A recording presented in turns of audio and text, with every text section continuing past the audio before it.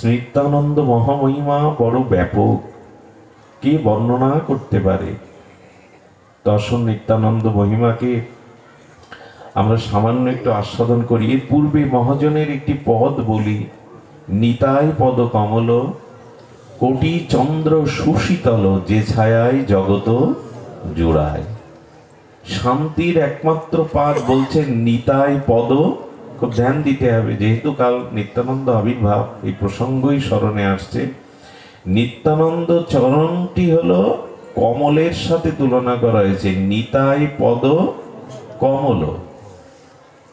কমল কেন জানেন? নিতাইয়ের চরণ দুখানা কেন রাঙ্গা কমলের সাথে তুলনা, পদ্মের সাথে তুলনা করা হয়েছে? এই কারণে করা হয়েছে, সরোবরে পদ্ম ডুবে যায় না, ভেসে থাকে। বরঞ্চ এই ভাসমান প্রস্ফুটিত কমল দলে মধুপানের জন্য অলিকুল ব্যাকুল হয়ে রাগ গুঞ্জরিত হয়ে ভ্রমর এসে বসে।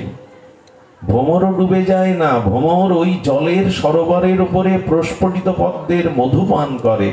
তেমন আমার নিতাই চাঁদ বলছেন, শাস্ত্র বলছেন, নিতাইয়ের চরণ দুখানা যারা হৃদ পাদ পদ্মে ধারণ করেছেন, সংসার আর তাকে ডুবাবে না। পদ্ম যেমন সরোবরে ডুবে যায় না, ভেসে থাকে।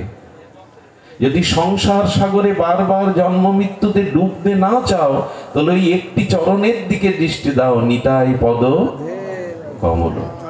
ওই চরণে ভ্রমর এসে যেমন মধুপান করে, তেমনি ওই চরণের মধ্যে প্রেম মধু আছে, যা জীবনকে অমৃত করে দেবে। আসো নিতাই চরণ কমলে ভ্রমর হয়ে অনুরাগ নিয়ে বসো। ওখানেই আছে প্রেম মধু, ভক্তির মধু। লক্ষ্য করবেন, দূর থেকে অলিকুল মধুকর মৌমাছি গুঞ্জরিত রাগে মধু পেয়ে যায়, আর পদ্মের নালাতে বসে ওখানে ভেক বা ব্যাং, পদ্ম পাতার উপরে যে মাঝে মাঝে মাছি মশা এসে বসে না, ওগুলোই পায়। দূর থেকে এসে মধুপান করে যাচ্ছে ভ্রমর উপরে, আর জলের পদ্মের কাছাকাছি থেকেও পোকামাকড় কীট পতঙ্গ ভেক পান করছে। দুটোই প্রাণী, পার্থক্য এই, কমলের মধুপানের যোগ্যতা ভেক বা ব্যাঙের নাই, ভ্রমরের আছে। তেমন এই সংসারে তারাই ভ্রমর, যারা নিতাইয়ের চরণ কমলে বসতে শিখেছে, চরণ কমল আশ্রয় করতে শিখেছে, তারাই প্রেমানন্দ পায়। এখানে অনেক মত পথের লোক আছেন, তারা বলবেন, কে নিতাই? নিতাইকে আনছো কেন? আমরা তো নিতাইয়ের উপাসনা করি না। এখানে অনেক মত পথের লোক আছেন, কিন্তু বলবো, শাক্ত শৈব গানবত্ত সৌরীয় যে যত মতের লোক থাকেন, আমরা নিতাইকে সকলে আশ্রয় করেছি। নিতাই বাদ দিয়ে কিছু হতে পারে না। এটা আমার মন গড়া গায়ের জোরে সিদ্ধান্ত নয়। নিতাই হলো সমষ্টি গুরু। আর আমরা যে যে সম্প্রদায়ে, গুরুকে কেউ বাদ দিতে পারবেন? যে কোনো সম্প্রদায়ে। সনাতন ধর্মের শাক্ত শৈব গানবত্ত সৌরীয় বৈষ্ণবী এই পঞ্চধারা যে যত মত পথে থাকুক, গুরু বিনা কার কখনো প্রেম ভক্তি মুক্তি হতে ভব সংসার পারের একমাত্র কান্ডারী শ্রী গুরুদেব প্রত্যেক মত পথই কিন্তু গুরু মানেন। শুধু প্রত্যেক মত পথ নয়, পৃথিবীর যত ধর্মমত আছে সকলে গুরুকে স্বীকার করে। মুসলিম সম্প্রদায়ের মানুষজন তারা সমষ্টি গুরু স্বীকার করে। সমষ্টি গুরু হলো তাদের হযরত মুহাম্মদ রসুল। তারা তাদের শাস্ত্রে বলছে যে রসুলকে মানে না, সে আল্লাহকে মানে না। সমষ্টি গুরু তাদের রসুল। খ্রিস্টানদের সমষ্টি গুরু হলো যিশু খ্রিস্ট। তাদের যে পাদ্রী আছে, দেখবেন ইমামদের পেছনেতেও নামাজ পড়তে হয়, তেমনি খ্রিস্টানদের যাজক যারা, তাদের পেছনেও তাদের উপাসনা করতে হয়। গুরু সকলের জন্য প্রয়োজন। এই জন্য সমস্ত সম্প্রদায় সনাতন ধর্ম গুরুবাদের উপরে প্রতিষ্ঠিত। গুরু বিনা ভব সংসার পার, গুরু বিনা মনের তিমির অন্ধকার দূর হতে পারে না। গুরু ছাড়া করুণা করবার মতো কেহ নেই। ভগবানের অসীম কৃপা মূর্তি, সমন্বিত করুণা মূর্তি নিয়ে গুরুদেব জগতে নেমে আসেন। এই জন্য কে গুরুকে স্বীকার করে না? এই আমাদের সম্প্রদায়ের গুরু ইনি হলেন ব্যষ্টি গুরু, আর এই ব্যষ্টি গুরুর সমষ্টি হলো নিতাই চাঁদ। নিতাই হলো সমষ্টি গুরু। যে যে মতেই থাকেন তার গুরুদেবের মধ্যেই নিত্যানন্দের প্রকাশ। স্ব গুরুদেব হলো ব্যষ্টি গুরু, আর নিত্যানন্দ হলো সমষ্টি গুরু। একই সূর্যকে আমরা সকলেই মানি। সূর্য কোন কোন সম্প্রদায়ের ভাগ হতে পারে না, বাতাস ভাগ হতে পারে না, আকাশ ভাগ হতে পারে না, মাটি কারোর জন্য ভাগ হতে পারে না। তেমন নিত্যানন্দ সমষ্টি গুরু তত্ত্ব, তিনিও ভাগ নন। নিতাই শুধু বৈষ্ণবদের নন, নিতাই চাঁদ আবামর সমগ্র জনজীবনের, বিশ্ববাসীর নিতাই। চন্দ্র যেমন জগৎবাসীর, সূর্য যেমন জগৎবাসীর, বাতাস যেমন সমষ্টি, ভেদ করা যায় না, এটা তোমার বাতাস, এটা আমার বাতাস। নিত্যানন্দ তত্ত্ব হলো সকলের। খুব গূঢ় এই অবতারে নিত্যানন্দ তত্ত্ব। নিত্যানন্দ মহিমায় বলা হয়েছে, একবার তার স্বরূপটা আমরা একটু দেখে নিই। আমাদের যেভাবে এসেছে নিত্যানন্দ, শ্রী নিত্যানন্দ অষ্টকমে নিতাই চাঁদকে একটু আমরা আমাদের রূপ মাধুর্য মিশিয়ে শব্দ রসব্রহ্মের দ্বারা নিতায়ের রূপটা আমরা একটু দেখি। কে নিতাই, কি বলছেন একটু ধ্যান দিন। নিতাই নিতাই চাঁদের মহামহিমা বড় বিরল, এটি শুনলেই হৃদয় শীতল হবে। নিতাই পদ কমল কোটি চন্দ্র সুশীতল। কেন হৃদয় শীতল হবে? শীতল তো হতে চাইছি, ত্রিতাপ তাপ রোগ শোক আদি ব্যাধি যন্ত্রণা, এর থেকে তো আমরা শীতলই হতে চাইছি। নিতাই পদ কমল কোটি চন্দ্র সুশীতল। 1 কোটি চন্দ্রের যে শীতলতা, যে সুধাকরের সুধামৃত জ্যোৎস্না, নিতাই চাঁদের চরণকে তুলনা করতে গিয়ে মহাজন বলছেন কোটি চন্দ্র। আচ্ছা, চাঁদ সবসময় শীতলতা দেবে তো? দিনে দিনে দেবে তো? কোন ক্লান্ত পথিক পদচারী হয়ে যেতে যেতে শীতল আম্র, শীতল অশ্বত্থ বটের বৃক্ষের ছায়ায় ক্লান্তি দূর করে, কিন্তু তার প্রয়োজনে যখন বৃক্ষের ছায়া থেকে সে সরে যায়, তখন বৃক্ষ তার সাথে ছায়া দিতে দিতে যায় তো? যায় না। কিন্তু আমার নিতাইয়ের চরণ যারা আশ্রয় করেছে, তারা কোটি কোটি জন্মে নিতাইয়ের চরণের কৃপাময় ছায়াতে শীতল থাকবে। ওই ছায়া চলে যায় না। আকাশের চন্দ্রের সাথে নিতাইয়ের চরণের ছায়ার তুলনা হয় না, কিন্তু এই ছাড়া দৃষ্টান্ত নেই। চন্দ্র যেমন সূর্যের প্রখর তেজরাশিকে স্নিগ্ধ জ্যোৎস্না প্লাবিত করে অমৃত ক্ষরণ করে, তেমন চাঁদ সবসময় পায় না। কৃষ্ণপক্ষে চাঁদের কিরণ সর্বদা পায় না, পূর্ণ পূর্ণিমার চাঁদ প্রতিদিন পায় না। তেমনি নিতাই চাঁদের চরণ হলো সর্বতভাবে ছায়া দেয়, কোটি চন্দ্র সুশীতল, যে ছায়ায় জগত জুড়ায়। সেই নিতাই চাঁদ কেমন? শরদ চন্দ্র ভ্রান্তিং স্ফুরুদ কমল কান্তিং গজগতিং হরি প্রেম উন্মত্তং ধৃত পরম সত্যং স্মিত মুখং। আহা, সদা ঘূর্ণ নেত্রং কর কলিত বেত্রং কলিভিদং ভজে নিত্যানন্দং ভজন তরুকন্দং নিরবধি। আচ্ছা, ভক্তি যদি একটা বৃক্ষ হয়, সেই বৃক্ষের অস্তিত্বকে টিকিয়ে রাখে শাখা পোশাখা না মূল স্কন্দ শিকড়, তেমন সমস্ত ভজনের প্রেম ভক্তির আদি স্কন্দ হলো নিতাই চাঁদ। ভজন সাধন জগতে ভক্তি বৃক্ষের যে মূল স্কন্দ, ভজনের মূল শিকড়, শিকড় না হলে বৃক্ষকে বাঁচানো যাবে শাখা পোশাখা রেখে? তেমন নিতাই চাঁদ হলেন, কি বললেন?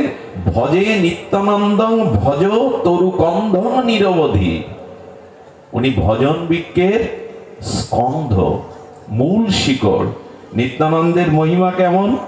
শারদ চন্দ্রের ভ্রান্তি, নিতাই চাঁদের যে অঙ্গজ্যোতি, সেই অঙ্গজ্যোতি শরতের পূর্ণ চন্দ্রের জ্যোতিকে লজ্জা পাইয়ে দেয়।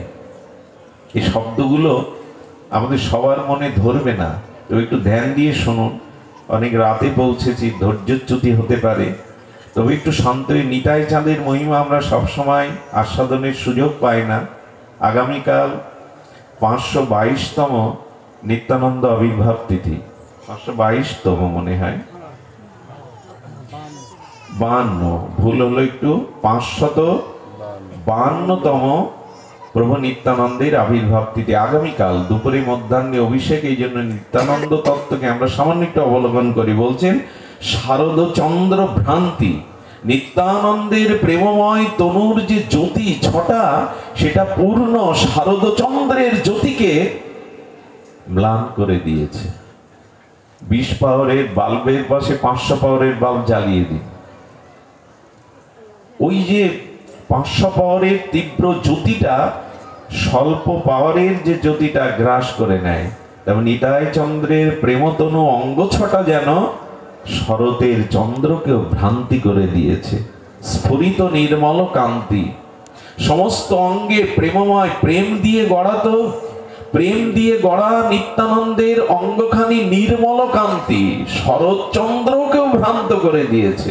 আর কি বলেছেন না, মত্ত গজমতি মহাসুর, নিত্যানন্দ যখন গমন করেন, চলেন, সেই চলটা গজ গতি, গজ মানে হস্তি। দেখবেন পৃথিবীতে যত প্রাণী আছে সব থেকে মস্তিতে হাঁটে হস্তি। হস্তি বা হাতি যখন হেঁটে যায় দেখবেন খুব মস্তিতে হেঁটে যায়, কোনো দিকে না তাকিয়ে বেশ ভঙ্গিমায় হেঁটে যায়। নিত্যানন্দ প্রেমেও আবেশে সেই শারদ ভ্রান্তি কান্তি নিয়ে নির্মল কান্তি স্ফুরিত হয়ে যেন গজগতির চলনে চলেছেন নিতাই। আর কি হরিপ্রেমে মহামত্ত, কাউকে যদি মদ পান করানো হয়, অধিক পরিমাণে করানো হয়, তখন মদে মদমত্ত হয়ে সে টলতে থাকে না, মদ আবেশে মদমত্ত হয়ে টলতে থাকে। তো নিত্যানন্দও যেন প্রেমে টলছে। কোন মদ পান করেছেন?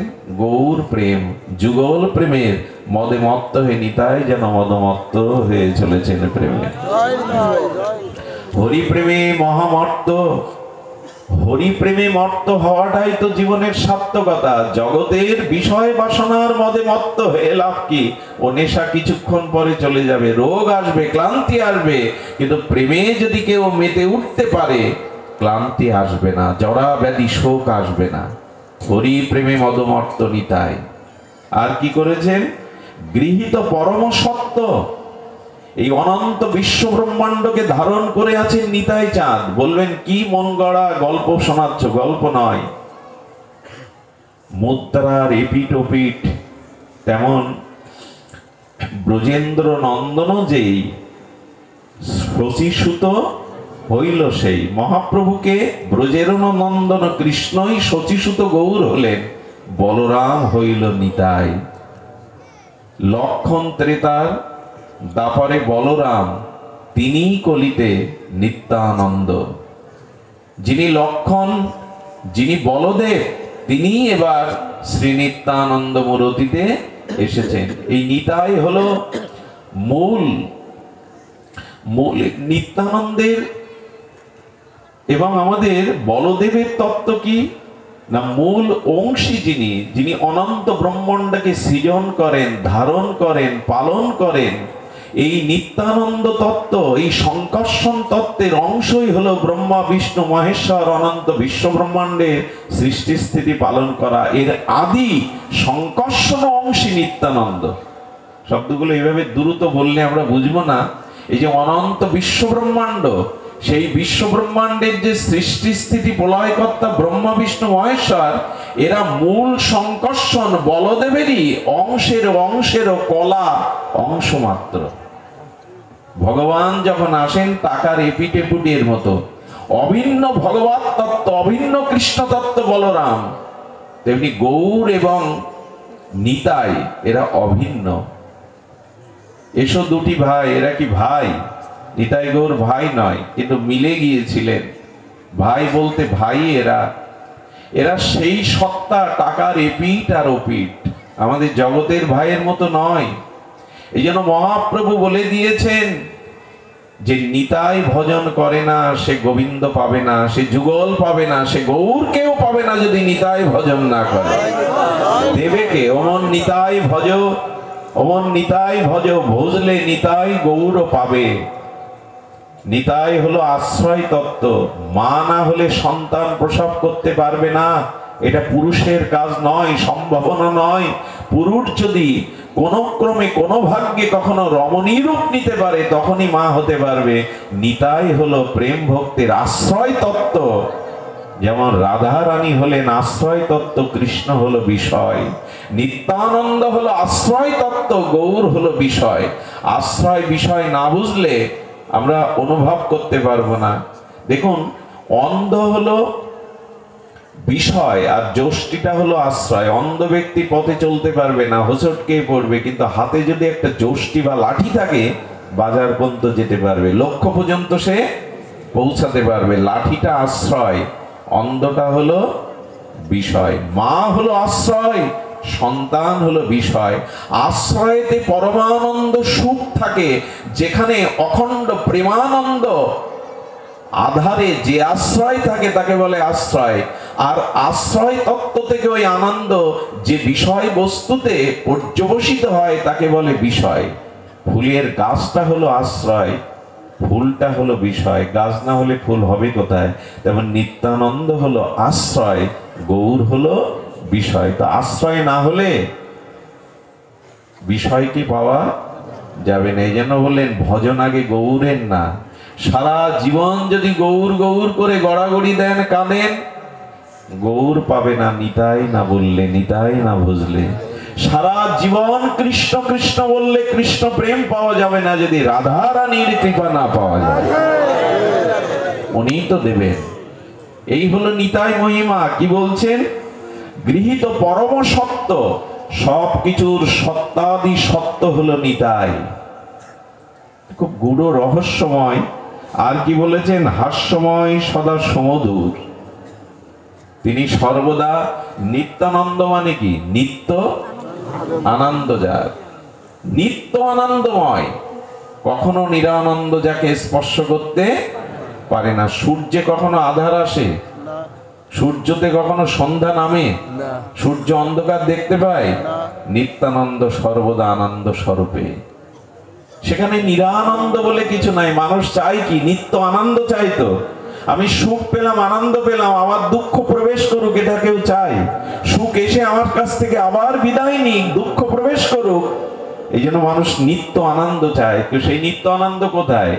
বলো নিত্যানন্দেই আছে নিত্য আনন্দ। তো সেই নিত্যানন্দ তত্ত্বকে আমরা আশ্রয় করলাম। কই পদকর্তা এখানে কি বলেছে দেখুন। পদকর্তা নিতাই চাঁদের মহিমা বর্ণনা করতে গিয়ে আর বলেছেন, হেন নিতা বিনে ভাই ব্রজে রাধা কৃষ্ণ পাইতে নাই, দৃঢ় করি ধর নিতাই পায়। এই নিতাই চরণে আর শরণ নেওয়ার দিন। নিতাই সম্পর্কে এইটুকু আপনাদের করুণা বলি, নিতাইয়ের করুণা দেখুন। নিতাই পদটা এইভাবে বললে হয়, অক্রোধ পরমানন্দ নিত্যানন্দ রায় ওরে অভিমান শূন্য নিতাই। একবার ভাবতে পারেন, লক্ষণ কথায় কথায় খেপে উঠতো, রেগে উঠতো। লক্ষণ চরিত্র যদি দেখেন, উনি কথায় কথায় রেগে উঠতেন। বলরামও মাঝে মাঝে বলতেন, হল দিয়ে, মানে নাঙল রূপ তার, হল দিয়ে আমি হস্তিনাপুর তুলে সমুদ্রে নিমজ্জিত করব, রেগে যেতেন। সেই লক্ষণই এলেন, সেই বলদেব এলেন, কিন্তু আজ আর ক্রোধ নাই, অক্রোধ পরমানন্দ। অভিমান ভোলা কি সহজ? একটু একটু ধ্যান দিন। মানুষ ভজন সাধন পথে এসেছে, অনেক জ্ঞান বিবেক বৈরাগ্য শিক্ষা লাভ করেছে, কিন্তু অহংকার সহজে, অহংকার গেলেই তো সব মিটে যেত, কিন্তু ওটাই তো যায় না। অহংকার শূন্য নিতাই শব্দটা সাধারণ মনে হলেও অহংকার আমরা ছাড়তে পারি না। যার রূপ আছে, যার ধন আছে, যার উচ্চ কুলে জন্ম আছে, যার বিদ্যা আছে, যার সম্মান পদ প্রতিষ্ঠা আছে, ছাড়তে পারে না। আরে এক ভিখারি এসছে, তো শাশুড়ি ভিক্ষা না দিয়ে তাকে গালি দেয়। শাশুড়ি কাজ জানতারে বাইরে গেছে, বৌমার কাছে এসে ভিক্ষা চাইছে, বৌমা বলছে হবে না। শাশুড়ি বলে, দেয় না, উনিও শাশুড়ির অনুকরণ, বলছে হবে না। ফিরে আসতে গিয়ে শাশুড়ির সাথে দেখা, ভিখারি বলছেন, আজও গিয়েছিলাম বুড়িমা, ওই তোমার মতো গালি দিয়ে ফিরিয়ে দিল। বলে, তুমি আমার সাথে এসে তো ফিরাবে কেন? বলে, বারে দেখি না একটু ঝগড়াটা কি বাদে, ওই তো ফিরায়, আজ বলছে ফিরাবে কেন? বাড়ি গিয়ে বলছে, বৌমা কি বলেছে? বলে, আপনার কথাই বলেছি, কিছু হবে না, চলে যাও। কথা তুমি বললে কেন, কথা তো আমার বলার কথা, তুমি বললে কেন, ওটা আমি বলবো। এই ভিখারি এইবার শোনো, এইবার তুমি চলে যাও, হবে না। এই হলো অভিমান। একজন বলছে কি, আচ্ছা তুমি আমার কাছে চাকরি করতে হবে তোমাকে। বলে বেতন তৎকালীন বলছে 5,000 টাকা। বলে আপনি কত বেতন পান? বলে 2,000 টাকা। তা আপনি 2,000 টাকা বেতন পান, আমার পক্ষে 5,000 কি করে দেবেন? বলেন আমার বুদ্ধি অল্প, এই জন্য তো তোমায় রাখছি, তুমি বুদ্ধিমান। তুমি বুদ্ধি করে 2,000 থেকে আমার বাড়িয়ে দেবে, তারপরেই তো আমি তোমার 5,000 দেব। এই জন্য তো তোমায় রাখছি, নাহলে তোমারে রাখবো কি করে? অভিমান ছাড়তে পারে না মানুষ। অভিমান এমন একটি জিনিস, দেখবেন আমরা মুখে বলি মাঝে মাঝে ধন্যবাদ, আমি অধম, আমি কাল, আমি বুঝি না, আমি দিনহীন, এগুলো মৌখিক। অহংকার আমাদের সহজে যায় না। অহংকার গেলেই তো হলো। নিত্যানন্দ হলো অভিমান শূন্য, অহংকার শূন্য।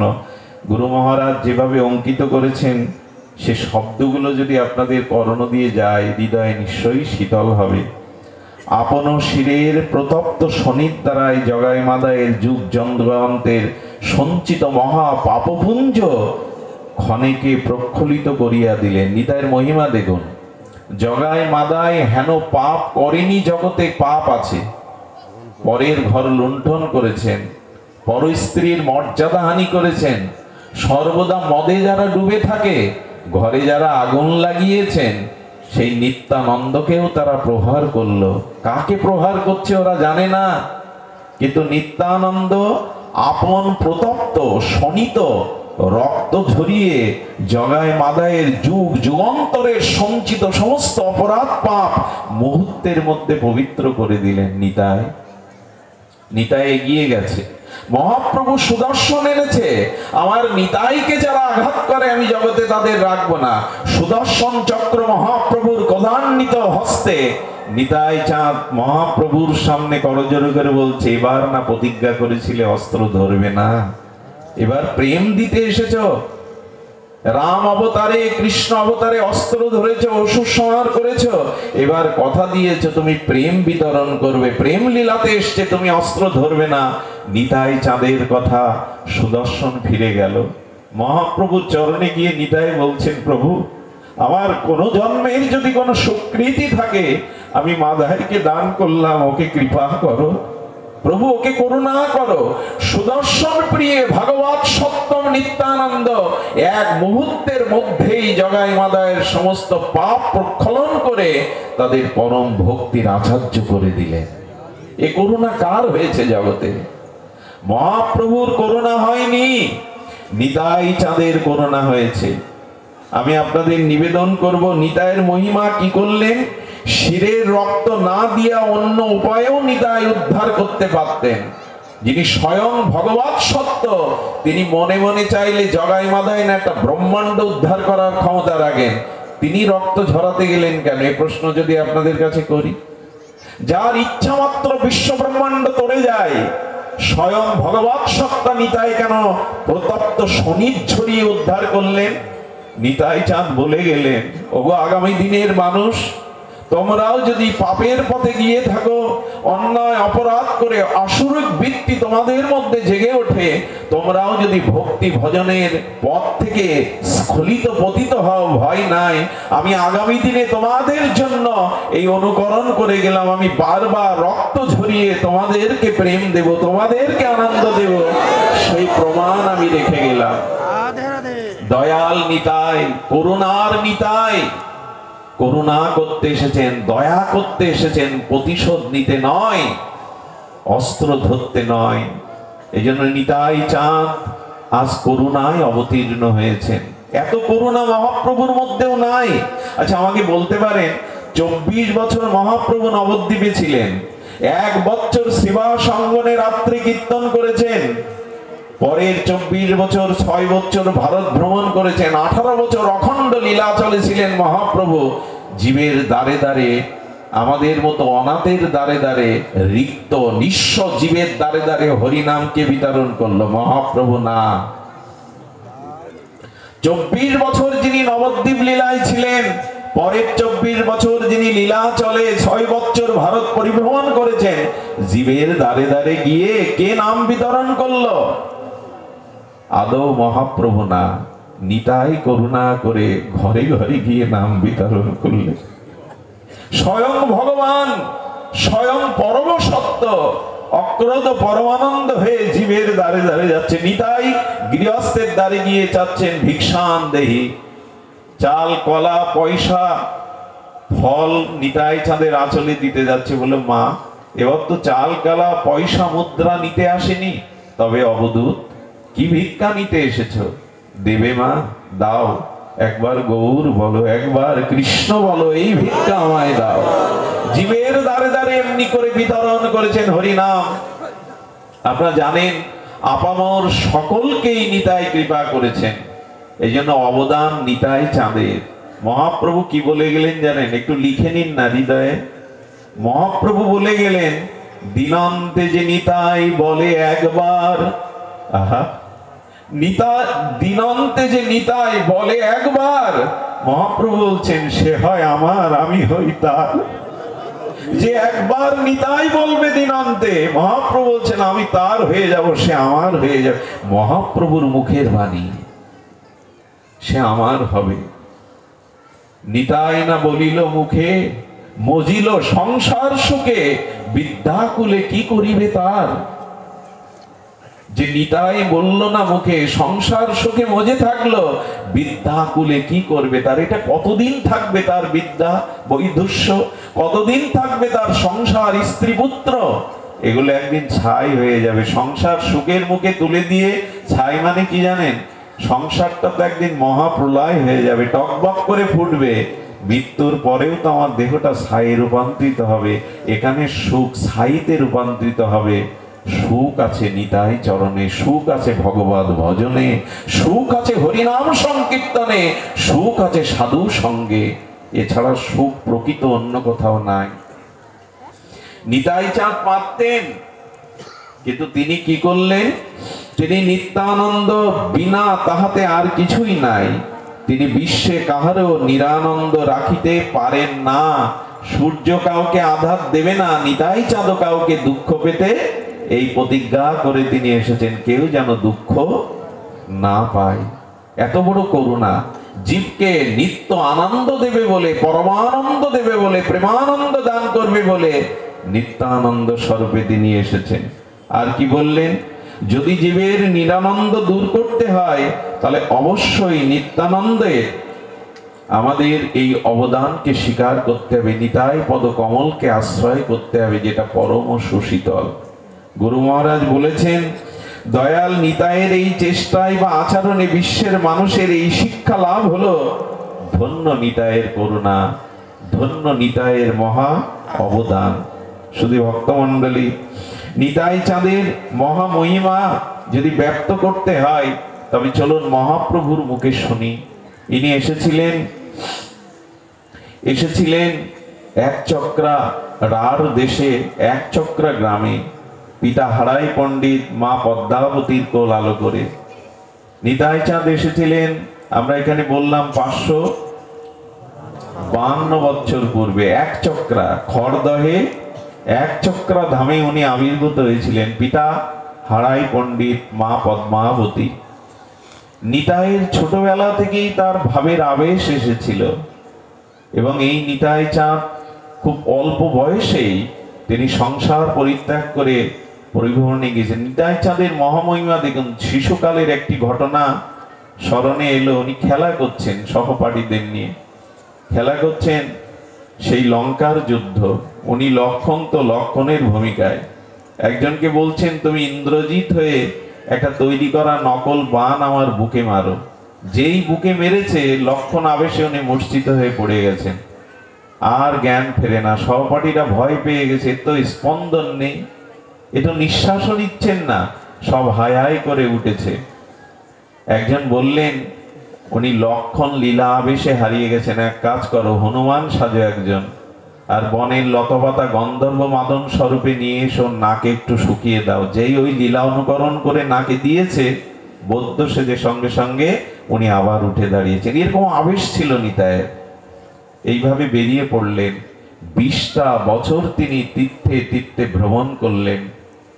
মানুষের দুয়ারে না গেলে, আপামর মানুষের কাছে না গেলে তার হৃদয় বড় হয় না।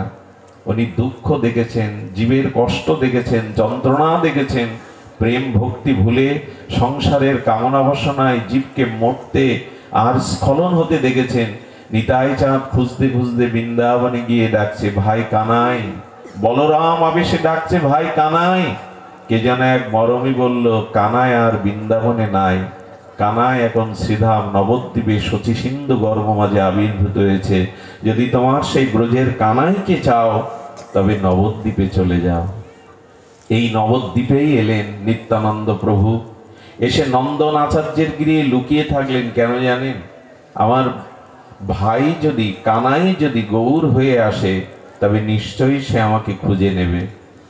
এই আবেশে উনি লুকিয়ে, পরিচয় না দিয়ে নন্দন আচার্যের গৃহের ঘরের কোণে লুকিয়ে থাকলেন, দেখি আমাকে তিনি চিনতে পারেন কিনা। মহাপ্রভু তার পূর্বদিন ভক্তদের ডেকে বলছেন, প্রভু নিজে বলছেন, জানো আমি কাল একটা স্বপ্ন দেখেছি এবং এই স্বপ্ন মিথ্যা না, সত্য স্বপ্ন। সবাই উদ্গ্রীব হয়ে বলছে, প্রভু কি স্বপ্ন দেখেছেন? প্রভু বলতেন, সবাকার স্থানে প্রভু কহেন আপনে, আজি আমি অপরূপ দেখেনু স্বপনে।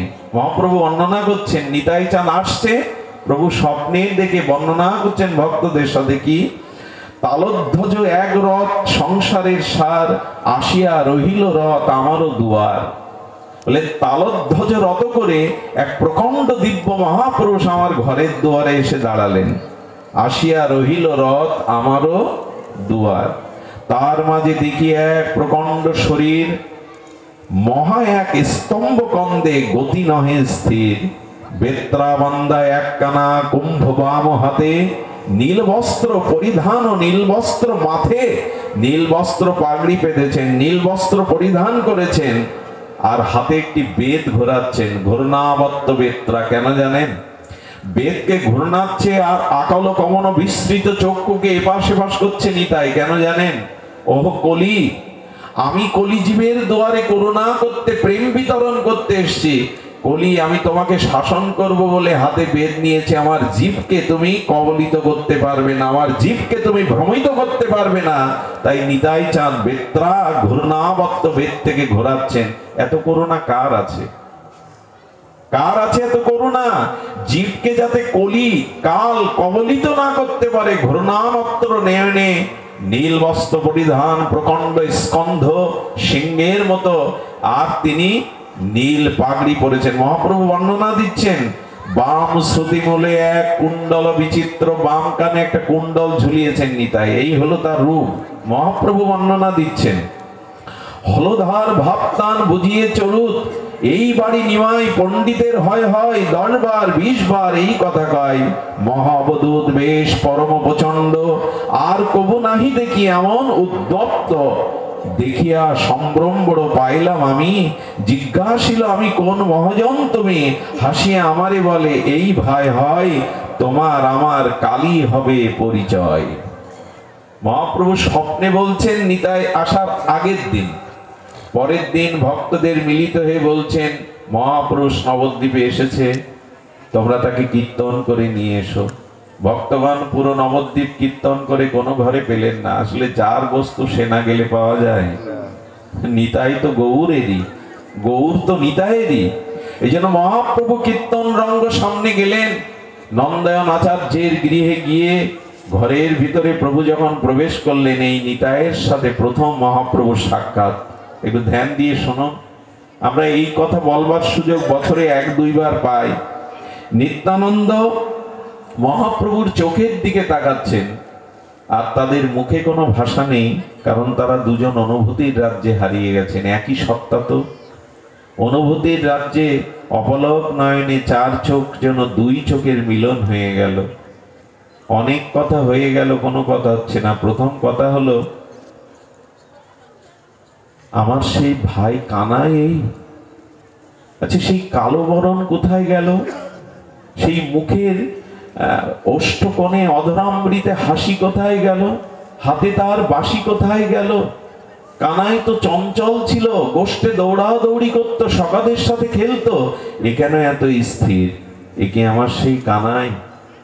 যখন এই সব প্রশ্ন নিত্যানন্দের মনে উঠছে, তখন মহাপ্রভু মনে মনে উত্তর দিচ্ছেন। কি উত্তর জানেন? ব্রজে খেলেছিলাম আমি দৌড়াদৌড়ি নিতাই, আমার ব্রজের খেলা ছিল দৌড়াদৌড়ি, কলিতে সে খেলা হয়েছে আমায় ধোলায় গড়াগড়ি। আমি ব্রজে দৌড়াদৌড়ি খেলেছিলাম সখা সঙ্গে, কলিতে সে খেলা আমার দৌড়ানো নাই গড়া। প্রভু গড়াগড়ি দিচ্ছ কেন? বলো, ধুলায় গড়াগড়ি দিয়ে আচরণ না করলে ভক্তরা ধুলায় গড়াবে না, প্রেমে আবিষ্ট হয়ে ধুলা মাখবে না। এই জন্য আমি ধুলায় গড়িয়ে যাচ্ছি, দৌড়ালে জীব আমাকে পাবে না। ধুলায় যিনি গড়ান অন্ধ মানুষও তাকে পায়। আচ্ছা, তোমার বাঁশি আর হাসি কোথায় গেল? নিতাই বলছে, তোমার বাঁশি আর হাসি কোথায় গেল? ধ্যান দিয়ে শুনুন, মহাপ্রভুর প্রশ্নের উত্তর দিচ্ছেন। দাপরে খেলেছিলাম, দাপরে অধরে ছিল মুরলী বাঁশি, কলিতে তাহাই হয়েছে আমার নয়নের প্রেমাস্ত্র রাশি। আমি বাঁশি আর হাসিকে এবার চোখের জলের রাশি করে এনেছি। নিজে না কাঁদলে তো অন্যকে কাঁদানো যাবে না, তাই এবার বাঁশি ধরিনি, ঠোঁটের কোণে হাসি নাই, আমি অশ্রু রাশি এনেছি জীবকে কাঁদাবো বলে, জীবকে কৃষ্ণ বলাবো বলে। নিতাই চাঁদের এই প্রশ্নের উত্তর দিচ্ছেন। মহাপ্রভুর সাথে নিতাই চাঁদের মিলন হলো। এই শুরু হলো নবদ্বীপের এই দুই ভাইয়ের প্রেম বিতরণ লীলা, করুণার বিতরণ লীলা। নিতাই গৌর এই নামটি শুধু নাম নয়, এই কলিহত জীবের আজকের যে সারা বিশ্বে হরিনাম প্রচার হচ্ছে, যে মত পথই থাকে দেখবেন কীর্তনকেও বাদ দিতে পারবে না এই যুগে। সে খোল করতাল আর যা বাজাক, কাসর ঘন্টা যা বাজাক, কীর্তনই ধর্ম এই কলিযুগে। কিন্তু কীর্তন কে আনলো? মহাপ্রভু যখন নবদ্বীপে কীর্তন শুরু করেছেন, ব্রাহ্মণ সমাজ পণ্ডিত সমাজ মেনে নেয়নি যে আমরা কি বেদ পড়িনি, আমরা কি উপনিষদ বেদান্ত পড়িনি, নেচে গিয়ে কখনো ধর্ম হয় না, নেচে গিয়ে কখনো ভগবত ভজন হয় না, এটা বেদে নাই। এক ঘরে করে দিয়েছিল অদ্বৈত প্রভুকে, নিত্যানন্দ প্রভুকে। মহাপ্রভুকেও কম জ্বালাতন সহ্য করতে হয়নি। নিমাই সনাতন ধর্ম সারে খারে দেবে, নেচে গিয়ে ধর্ম হয়, উচ্চস্বরে নাম করে ধর্ম হয়। আজকের যারা মহাপ্রভুকে নিতাই চাঁদকে স্বীকার করে না, তাদের এইটুকু বলতে চাই, পৃথিবীতে এই সংকীর্তন ধর্ম মহাপ্রভু যদি না আনতেন, খোল করতাল 10-5 মিলে এই সংকীর্তন ধর্ম মহাপ্রভু নিতাইয়ের অবদান, এটা অস্বীকার করার উপায় নাই। আজকে যে আমরা মঠ মন্দিরে যে কোনো সম্প্রদায় কীর্তন দেখি, এই কীর্তনটা নিতাই চাঁদের মহাপ্রভুর অবদান। গোলকের প্রেমধন হরিনাম সংকীর্তন তিনি যদি না আনতেন, এই নাম আমরা পেতাম না। এই জন্য মহাপ্রভু নিতাই চাঁদের করুণাকে অস্বীকার করা যাবে না। মহাপ্রভু সেই দিন থেকে নিতাইকে বললেন, নিতাই আপনি জগৎ জীবের করুণার জন্য দুয়ারে দুয়ারে নাম বলুন। মহাপ্রভুর আক্ষেপ দেখেন, শোনো নিত্যানন্দ, জীব সব হইল অন্ধ, কেউ না পাইল হরিনাম, এই নিবেদন তোরে নয়নে দেখিবে যারে, ধরে করে লয়াইবে হরিনাম। কত করুণা হলে এই আদেশ দিচ্ছেন। আর নিতাই কি করছেন? নিত্যানন্দ পরমানন্দ স্বরূপে হরিদাস ঠাকুরকে নিয়ে আজ নগরে নগরে এই কীর্তনই প্রচার করছেন, নাম প্রচার করছেন। অক্রোধ পরমানন্দ নিত্যানন্দ রায় রে, অভিমান শূন্য নিতাই নগরে বেড়ায় রে। এই পদে মহাজন বলছেন, এই দেখো নিতাই, নিতাই নিত্যানন্দ স্বরূপে গুরু মহারাজ আস্বাদনে বলেছেন, নামে নিত্যানন্দ তুমি, রূপে নিত্যানন্দ, এই তুমি নিত্যানন্দ রাম মূর্তিমন্ত। নিত্যানন্দ পর্যটন ভোজন ব্যবহার, নিত্যানন্দ বিনা কিছু নাহিক তোমার, তোমার বুঝিতে শক্তি মানুষের কথা, পরম সুসত্য তুমি, তুমি যথা কৃষ্ণ তথা। মহাপ্রভু বললেন, তোমার তত্ত্ব কে বুঝবে নিতাই? তুমি আর কৃষ্ণ, তুমি যেথা কৃষ্ণ সেটা। নিত্য আনন্দময় কেমন জানেন? নিত্যানন্দ একদিন শচীর আঙিনায় এসে কীর্তন করছে, ভজ শ্রীকৃষ্ণ কহ কৃষ্ণ লহ কৃষ্ণের নাম। কীর্তন প্রেমানন্দ নিত্যানন্দের বসন খুলে পড়ল। সচিমা আছে ঘরে, বিষ্ণুপ্রিয়া আছে, মহাপ্রভু দূর থেকে কেঁদে ফেলেছেন, নিতাই হরি নামে এত আবেশ, বসন খুলে গেছে, নিত্য আনন্দময় প্রেমানন্দে নিতাইয়ের খাল নাই। মহাপ্রভু গায়ের উন্নি বস্ত্রটি এনে নিতাইয়ের অঙ্গটা ঢেকে দিলেন। মহাপ্রভু কাঁদছেন, এত প্রেম নামে, নামে দেহাবেশ ভুলে গেছে। যার নামানন্দে শিব বসনও না জানে, মাঝে মাঝে ভগবান শঙ্কর রাম নাম করতে করতে তার বসনও খুলে ফেলত। মদ মাতাল মদ খেতে খেতে যেমন অঙ্গের ভূষণ কখন খুলে পড়ে বসন সে জানে না, তেমনি নিত্য প্রেমানন্দময় নিত্যানন্দের বসন খুলে গেছে। মহাপ্রভু এই প্রেম দেখে কি করেছে জানেন? নিতাই চাঁদের চরণকে বললেন, শ্রীপাদ আপনার চরণ দিন তো। খিলখিল করে হাসতেন আর নিতাই চরণ বাড়িয়ে দিলেন। মহাপ্রভু চরণ প্রক্ষালন করলেন, সেই প্রক্ষালিত চরণ জল বললেন, হে ভক্তগণ, তোমরা কৃষ্ণ প্রেম চাও, রাধা প্রেম চাও, যুগল প্রেম চাও, ব্রজ প্রেম চাও, তো নিত্যানন্দের পাদদাগ পান করো। যেই না ভক্তগণ নিত্যানন্দের পাদদাগ পান করলেন, সকলের মধ্যে প্রেম ভক্তির উচ্ছ্বাস তরঙ্গে ভাসতে লাগলো। এই হলো নিতাই চাঁদের পাদদাগ। মহাপ্রভু নিজে চরণ স্খলন করে প্রক্ষালন করে দিয়ে দিলেন। একদিন মহাপ্রভু বলছেন, নিতাই